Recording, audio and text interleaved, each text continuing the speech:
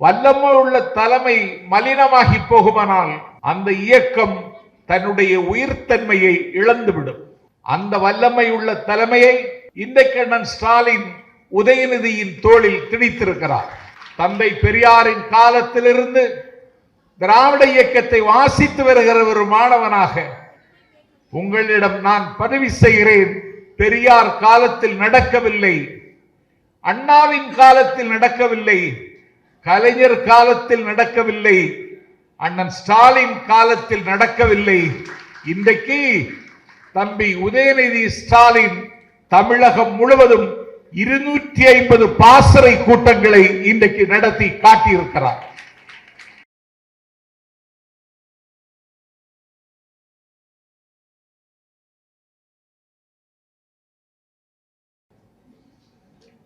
கழகத்தின் இளைஞரணி செயலாளர் தம்பி உதயநிதிக்கு 49வது பிறந்த நாள் விழா.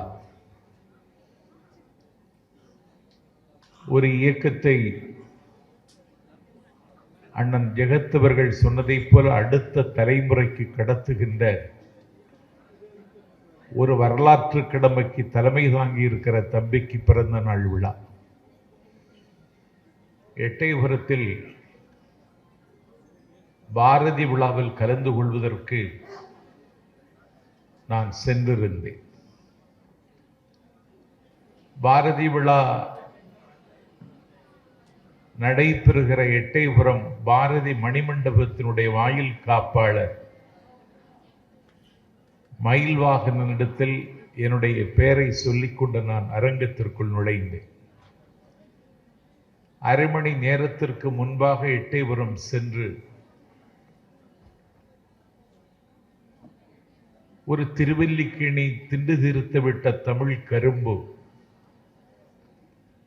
இந்த ஊரிலாம் உதித்தது.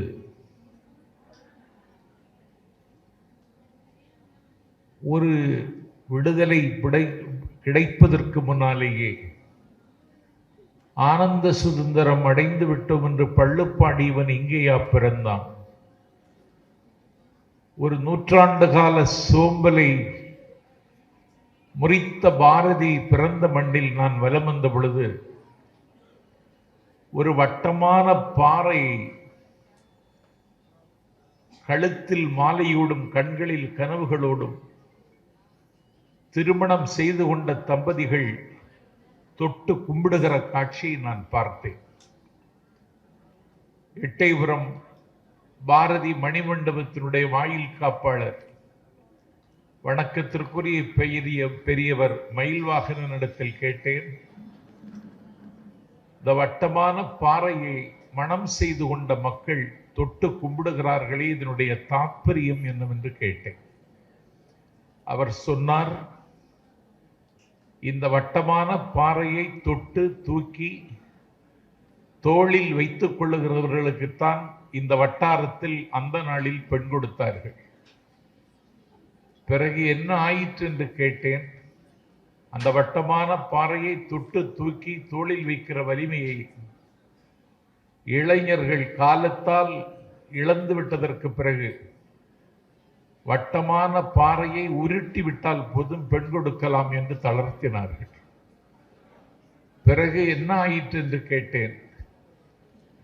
இப்போது வட்டமான பாறையை உருட்டுவதற்கு கூட இளைஞனுக்கு ஆற்றல் போய்விட்டது. அதனால் தொட்டு கும்பிட்டால் போதும் என்று அவனுடைய நிலைமைக்கு ஏற்ப நிபந்தனையை நாங்கள் தளர்த்தி இருக்கிறோம் என்றார். ஆகவே இளைஞர்கள் காலத்தால் ஆழ்வலியும் தோல்வலியும் இழந்துவிட்ட இந்த சமூகத்தில் அதே இளைஞனை மீண்டும் தயார் செய்வதற்கு திராவிட முன்னேற்ற கழகம் தம்பி உதயநிதியை இன்றைக்கு களத்தில் நிறுத்தி இருக்கிறது. ஒரு முக்கியமான கடமை, காலத்தீயில் கருகி போகாத இந்த லட்சியங்களை அடுத்த தலைமுறைக்கு மடை மாற்றுவதுதான். Life is real, life is earnest. அதே நேரத்தில் நம்முடைய லட்சியங்கள் தான் நம்முடைய அடையாளங்கள். தூக்குமரத்தின் மேடையில் நிற்கிறான், லிபியாவினுடைய விடுதலை வீரன் உமர் முக்தார், அவனுக்கு தூக்கு தண்டனை உறுதி செய்யப்பட்டு விட்டது. அவன் மரண மேடையில் நிற்கிறான்.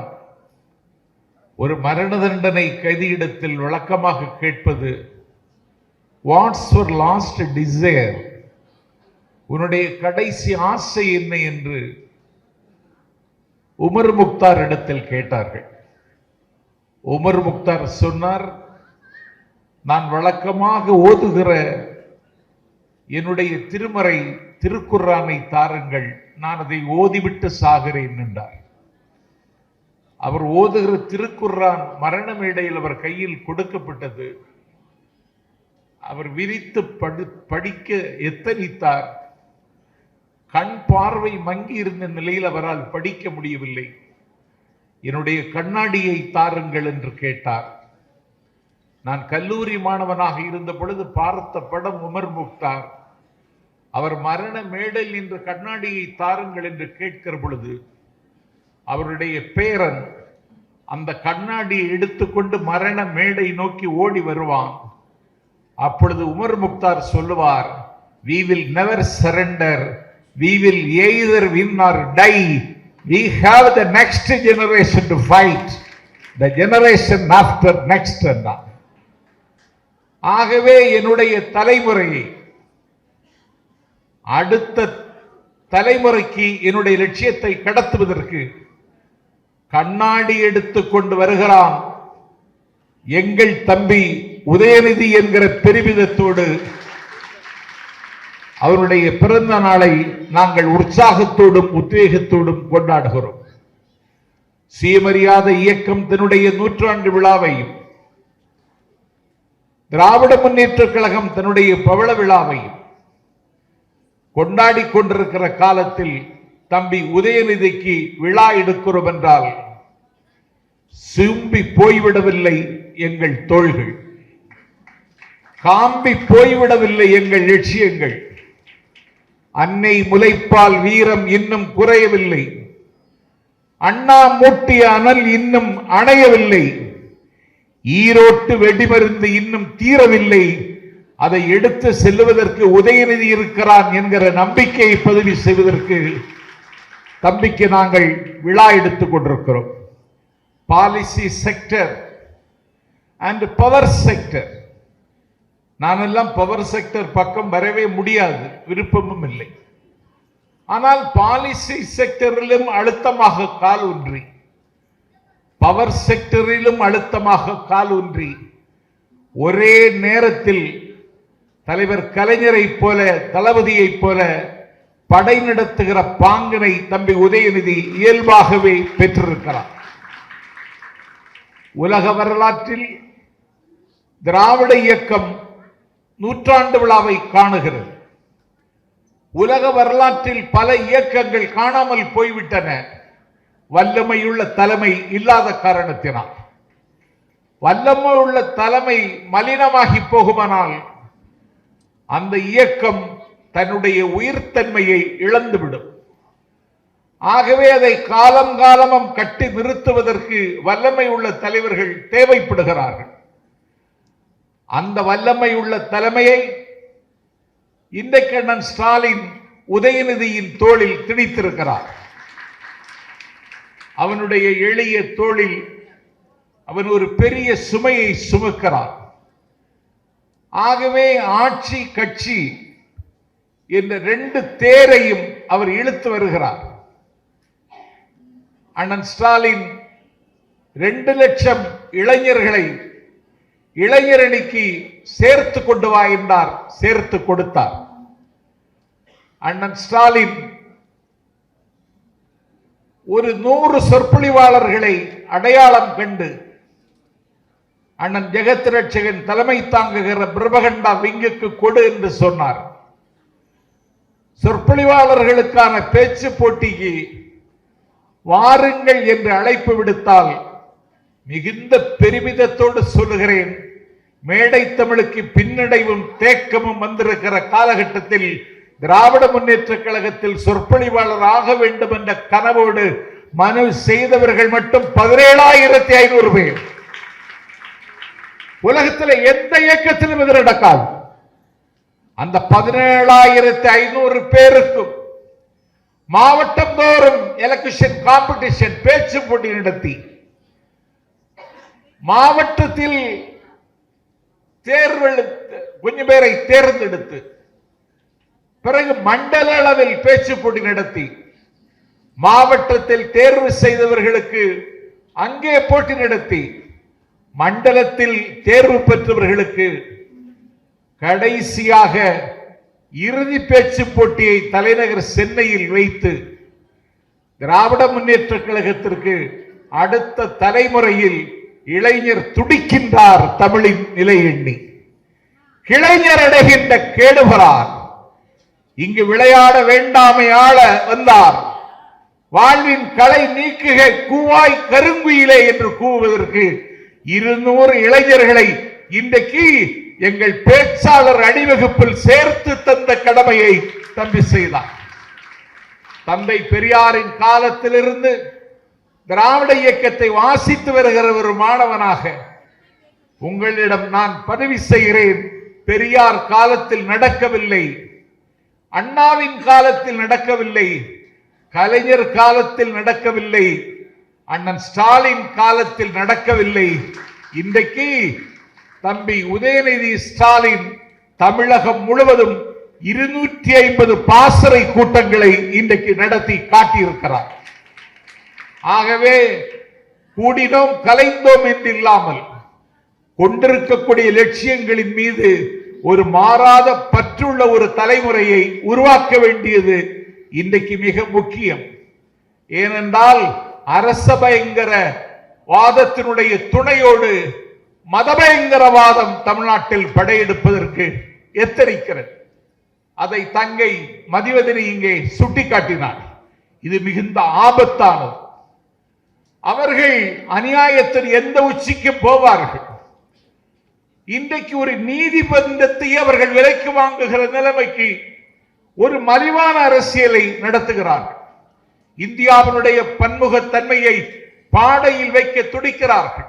ஒரே நாடு, ஒரே மொழி, ஒரே கலாச்சாரம், ஒரே ரேஷன் கார்டு, ஒரே பத்திரப்பதிவு என்று சொல்லி ஒரு அகண்ட பாரதத்தை கோல்வாக்கர் கண்ட நினைவை கோட்சேவின் இந்தியாவை சிருஷ்டிக்க விரும்புகிறவர்கள் இன்றைக்கு அதை நடைமுறைப்படுத்துவதற்கு நினைக்கிறார்கள். அதற்கு இன்றைக்கு கூச்சமில்லாமலும் குற்ற உணர்வு இல்லாமலும் அதிகாரத்தை பயன்படுத்துகிறார்கள். இதை எதிர்கொள்வதற்கு ஆற்றல் மிகுந்த ஒரு சேனையை உருவாக்கி தீர வேண்டும். India could not be considered as a nation. India ஒரு நாடல்ல, இணைக்கப்பட்ட துணைக்கண்டம் என்று சொன்னவர் எங்கள் மூலத்தலைவர் TM நாயர். ஏதோ திராவிட இயக்கம் ஏதோ தோன்றி மறைகிற இயக்கம் அல்ல. இன்றைக்கு நீங்கள் பட்டதாரிகள், இன்றைக்கு எல்லோரும் கல்வி கற்றவர்களாக இருக்கிறார்கள். ஆனால் அன்றைக்கு தென் தமிழகத்தில் இருந்து கல்வியை தேடி சென்னைக்குத்தான் வந்தாக வேண்டும்.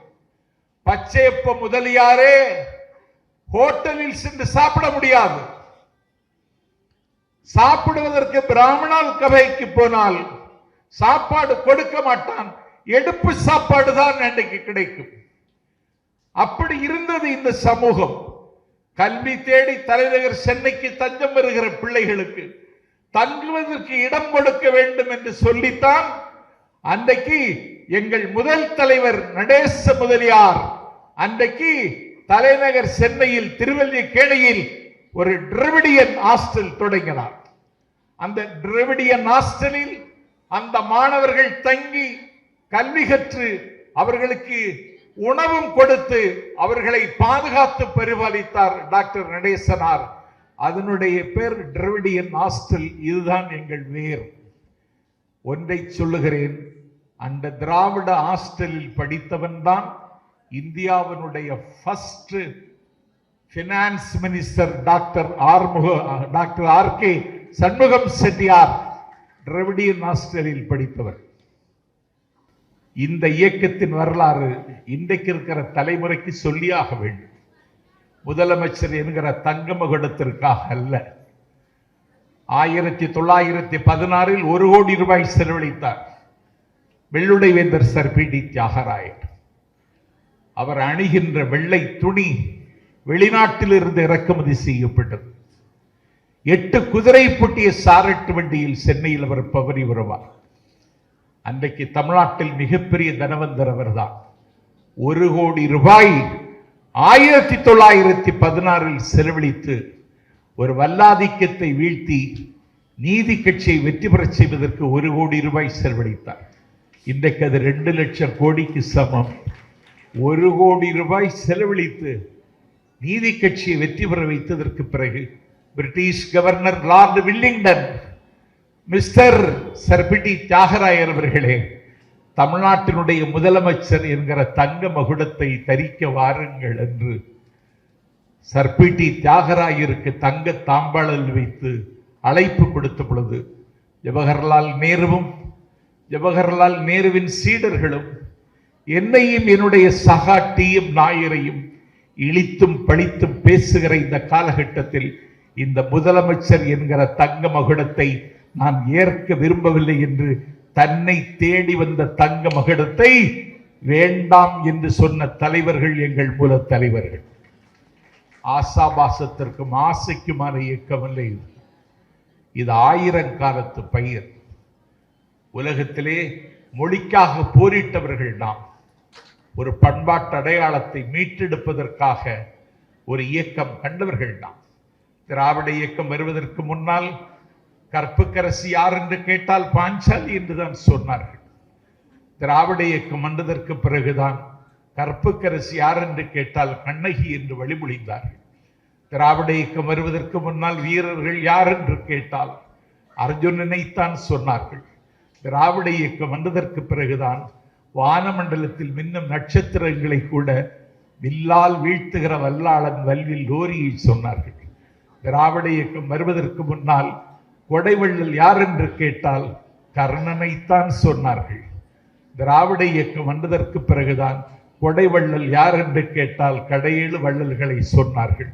ஆகவே ஒரு தூர்ந்து கொண்டிருக்கிற தமிழ் இனத்தின் கலாச்சாரத்தை பேணி பாதுகாப்பதற்கு 1000 கனவுகளோடு புறப்பட்ட இயக்கம் அடுத்த தலைமுறையை தாண்டி பயணிக்க ஒரு ஆற்றல் மிகுந்த தலைவன் தேவைப்படுகிறான். அவன் எங்களுக்கு உதயநிதி என்கிற வடிவத்தில் கிடைத்திருக்கிறார். உப்பை விட எளியவர், காற்றை விட லேசானவர், மழை நீரை போல புனிதமானவர், தாய்ப்பாலை போல கலப்படமில்லாதவன். அந்த தம்பிக்கு இன்றைக்கு பிறந்த நாள். அவனுக்கு நான் பல்லாண்டு பாடுகிறேன். குயில்களே கூவுங்கள், எங்கள் தம்பிக்கு பிறந்த நாள். மயில்களை அகவுங்கள், எங்கள் தம்பிக்கு பிறந்த நாள்.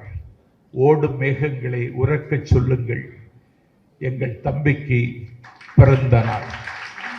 பாடும் பறவைகளை பறைசாற்றுங்கள், எங்கள் தம்பிக்கு பிறந்த நாள். திரும்ப திரும்ப கரைக்கு மோதுகிற கடல் அலைகளை ஆரவாரம் செய்யுங்கள், எங்கள் தம்பிக்கு பிறந்த நாள். கும்மியடித்து கும்மாளமிட்டு கீழே வந்து கொட்டுகின்ற குற்றாலமே கொட்டி முழக்கு, எங்கள் தம்பிக்கு பிறந்த நாள். ஆகாயமே என் தம்பிக்கு உன்னுடைய ஆசீர்வாதத்தை தா.